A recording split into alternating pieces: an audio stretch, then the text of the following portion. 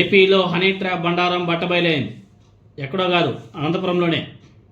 Telugu Desam party నాయకులు, BJP నాయకులు, AP పోలీసులు ఈ ముగ్గురి పాత్ర కీలకం.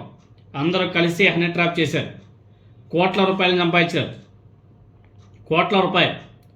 ఎక్కడో కాదు, అనంతపురం జిల్లాలో అమాయకులను లక్ష్యంగా చేసుకుని కోట్ల రూపాయలు వసూలు చేస్తున్న ఒక భారీ హనీ ట్రాప్ కేసును పోలీసులు కూడా ఛేదించారు.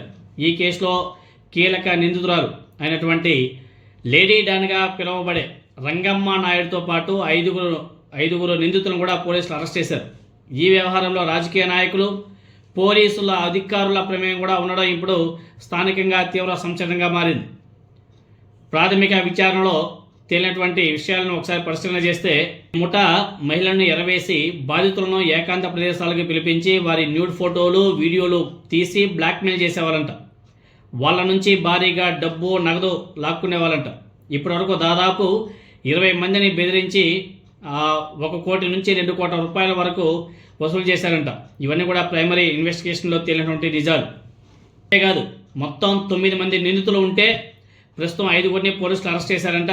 మరో 10 మందిని అదుపులోకి తీసుకుని విచారణ కూడా చేస్తున్నారంట.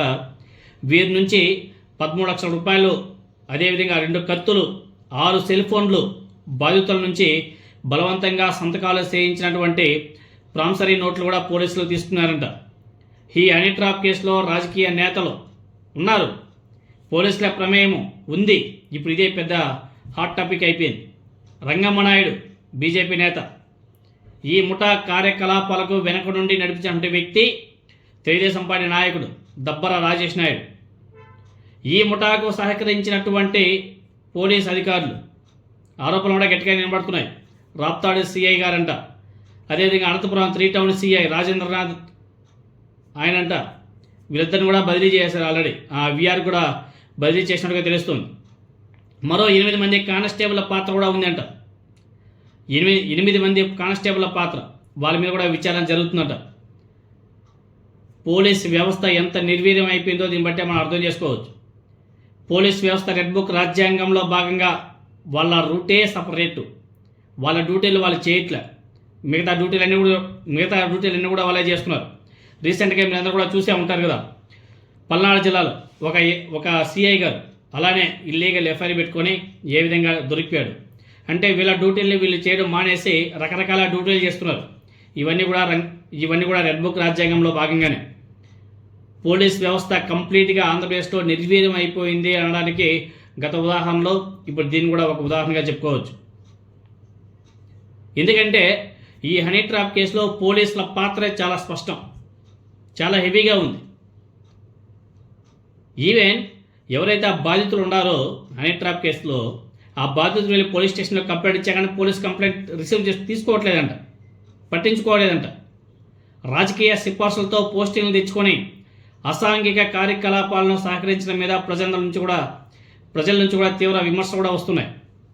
ఎందుకంటే ఆయా ప్రదేశాల్లో ఉన్నటువంటి వర్క్ చేస్తున్నటువంటి సీఎలంతా కూడా వాళ్ళంతా రాజకీయ ప్రలోభాల కోసం, రాజకీయ నాయకుల సిఫార్సులతో వాళ్ళంతా కూడా అక్కడక్కడ పోస్టింగ్లోకి వచ్చి వాళ్ళకి కావాల్సిన రీతిలో వాళ్ళు పనిచేసుకుంటూ సంపాదించుకుంటున్నారు.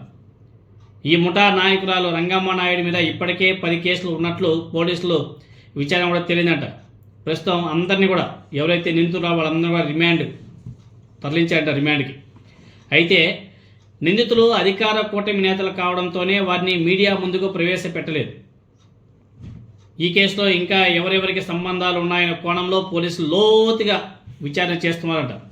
ఎంత లోతుగా పోతే అన్ని విషయాలు బయటకు వస్తాయి, కానీ పేర్లు మాత్రం బయటికి రావు.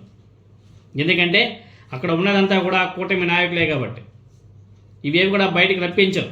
పైన నుంచి ఫుల్ ఆర్డర్స్ ఉంటాయి. ఈ కేసులను కూడా మధ్యలోనే వీగిపోతాయి. ఏం వరి కావాల్సిన పనిలే.